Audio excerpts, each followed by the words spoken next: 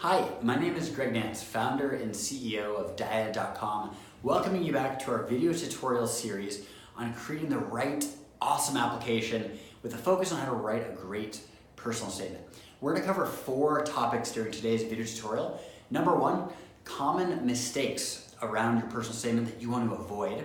Second, the things that you've got to do to write a great personal statement, the best practices.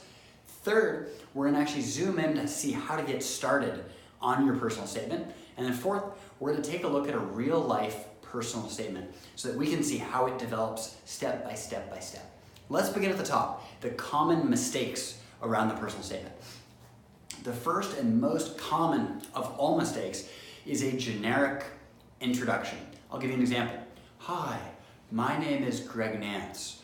I'm from Seattle. I wish to attend Cambridge University because it's a very prestigious university.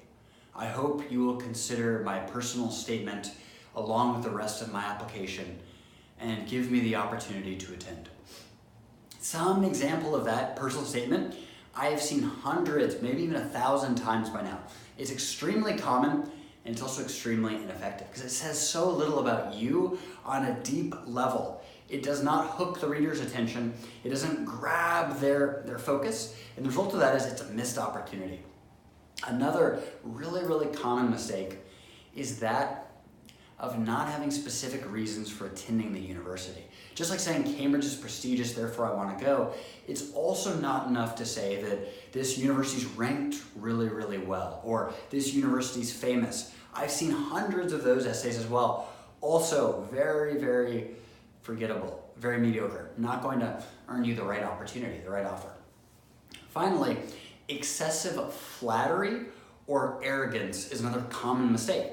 The example of, I deserve Harvard because I'm so amazing, won't get you very far. Just like, please, Harvard, please, also won't get you very far. So you need to strike the right balance. You need to be confident, but not arrogant, and certainly not begging for admission.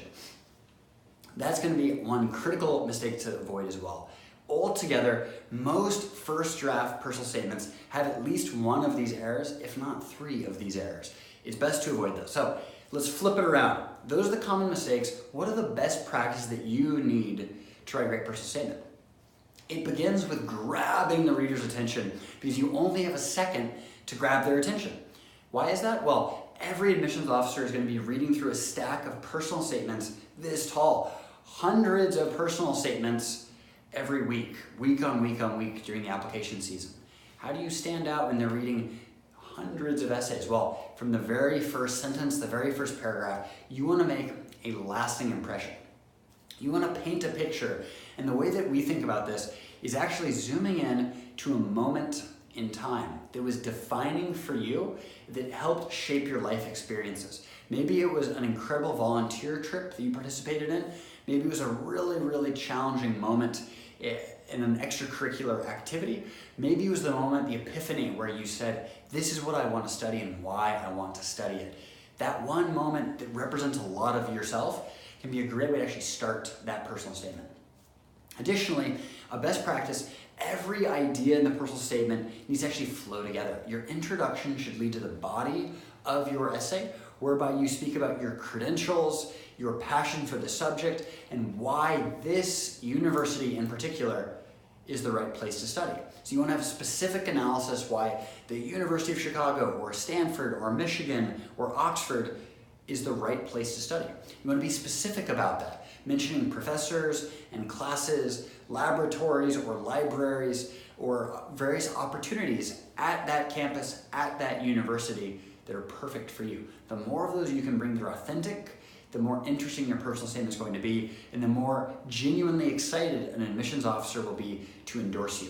Nothing's worse than just doing a simple copy-paste of the new university name and submitting that application. Much better to actually customize and tailor your personal statement. And I realize for many of us, that's really challenging. That's one big value add of working with a Diet mentor. Your Diet mentor is actually from your dream schools. They've actually attended Stanford, they've attended MIT, they've attended Oxford. They know what makes Oxford's biology program or MIT's business program or Stanford's entrepreneurship program they know what makes it special.